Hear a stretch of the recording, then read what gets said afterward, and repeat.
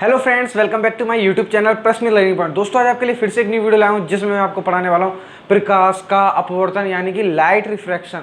Friends, मैंने आपको last video में लाइट रिफ्लेक्शन के बारे में पढ़ाया था यानी कि प्रकाश के परावर्तन के बारे में। तो फ्रेंड्स, उस वीडियो को देखना हो तो प्लीज़ मेरे डिस्क्रिप्शन बॉक्स में जाकर उसका लिंक ले सकते हैं और वीडियो को देख लीजिए, क्योंकि उसी वीडियो से रिलेटेड हमारा नेक्स्ट टॉपिक आया, वो है हमारा प्रकाश का अपवर्तन। फ्रेंड्स, उसके लिए आपको परावर्तन मालूम होना चाहिए, क्योंकि उसके बिहाफ पे सारी डेफिनेशन है बिल्कुल लगभग सेम है, थोड़ा बहुत अंतर है। तो फ्रेंड्स, आज की वीडियो बहुत ज़्यादा इंपॉर्टेंट होने वाली है, तो प्लीज़ उसे स्किप बिल्कुल मत कीजिए।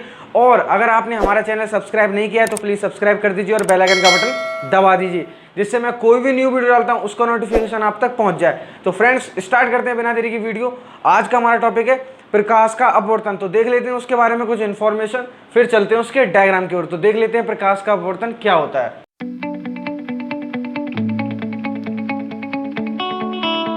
तो फ्रेंड्स, देख लेते हैं क्या होता है हमारा प्रकाश का अपवर्तन। कुछ नहीं होता, सिंपल होता है। एक बार इसकी डेफिनेशन देख लेते हैं, फिर मैं आपको समझा दूंगा। तो डेफिनेशन में कुछ नहीं है, जब प्रकाश की किरण एक माध्यम से दूसरे माध्यम में प्रवेश करती है तो वे अपने मार्ग से विचलित हो जाती है, तो इस घटना को अपवर्तन कहते हैं या इसे ही अपवर्तन कहते हैं। फ्रेंड्स, आपको क्लियर हो रहा होगा थोड़ा बहुत, लेकिन मैं अब आपको समझा देता हूँ। कुछ नहीं होता है, प्रकाश के अपवर्तन में क्या होता है, प्रकाश की किरण आती है, जिस भी पृष्ठ से टकराती है उसके बाद वो अपने मार्ग से विचलित हो जाती है, उसी माध्यम में वापस नहीं लौटती है। अपवर्तन अलग है, वो परावर्तन अलग है। फ्रेंड्स, परावर्तन में उसी माध्यम में लौट जाती है, लेकिन अपवर्तन में वो अपने मार्ग से विचलित होकर किसी और मार्ग में निकल जाती है।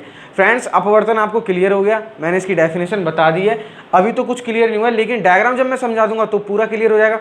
आप अभी फोकस इसकी डेफिनेशन पे कीजिए। जब प्रकाश की किरण एक माध्यम से दूसरे माध्यम में प्रवेश करती है तो वे अपने मार्ग से विचलित हो जाती है, इसी को हम अपवर्तन कहते हैं, इस घटना को अपवर्तन कहते हैं। फ्रेंड्स, ये डेफिनेशन लर्न कर लीजिए या आप एक बार अपने कॉपी पे नोट कर लीजिए, क्योंकि अब मैं डायग्राम समझाऊंगा तो इस डेफिनेशन का यूज़ होगा, क्योंकि मैं उसमें आपको इसको अभी तो बोल के बता रहा हूँ, फिर मैं उसको प्रैक्टिकली बताऊंगा कैसे होता है। तो फ्रेंड्स, इसका डायग्राम देख लेते हैं, उसके बाद इसकी एक करके डेफिनेशन देख लेंगे। तो देखते हैं इसका डायग्राम कैसा है। तो फ्रेंड्स, मैंने अब आपके सामने बना दिया फ्रेंड्स प्रकाश के अपवर्तन का डायग्राम।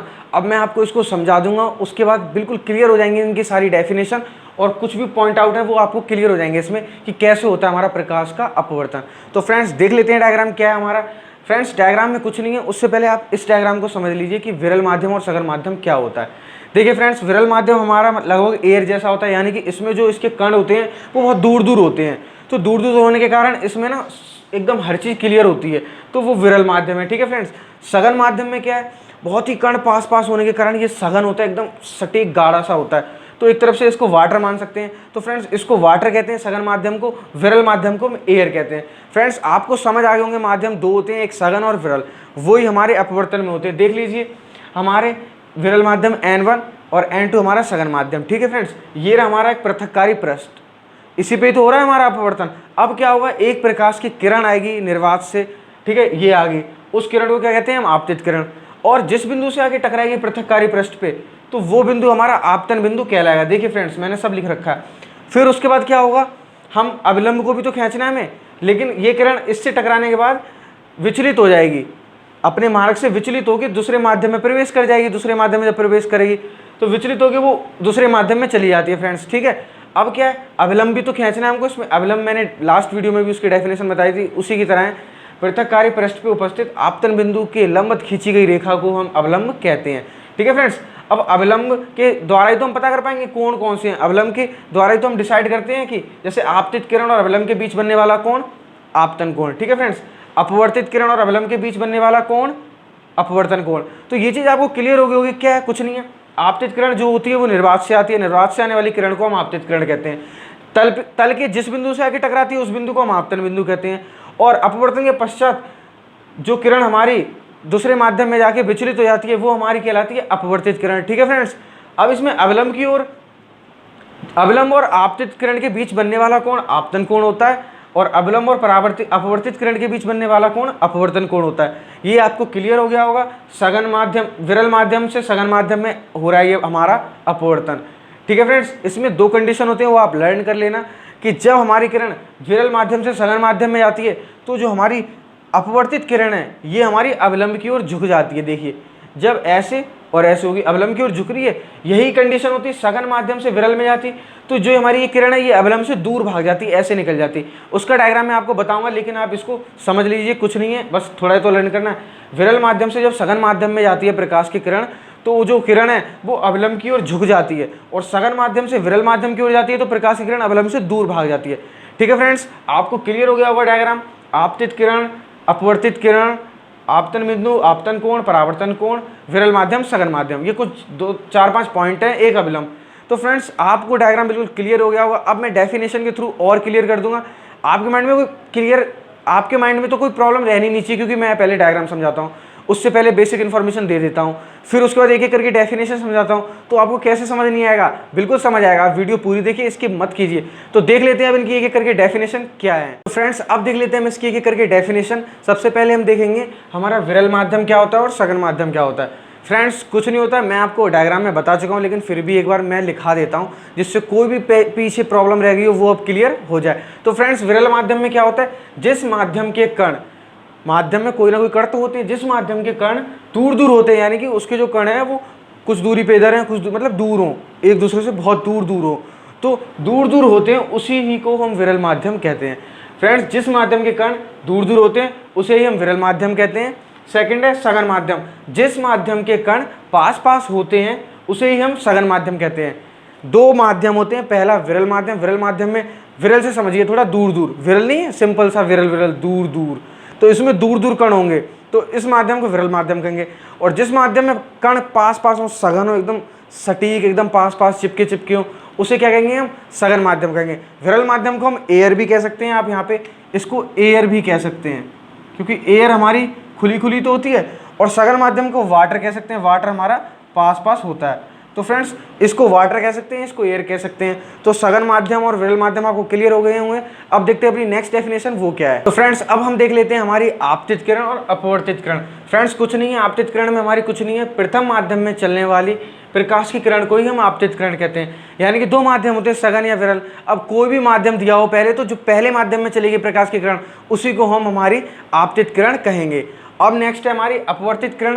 द्वितीय माध्यम में चलने वाली प्रकाश की किरण को ही हम अपवर्तित किरण कहते हैं। फ्रेंड्स माध्यम चेंज हो सकते हैं, कभी सघन हो सकता है, कभी विरल हो सकता है, इसलिए जो पहले माध्यम में चलेगी किरण उसको हम आपतित किरण कहेंगे, और जो दूसरे माध्यम में चलेगी उसको हम अपवर्तित किरण कहेंगे। तो फ्रेंड्स ये दोनों डेफिनेशन भी आपको क्लियर हो गई, एक बार और देख लीजिए।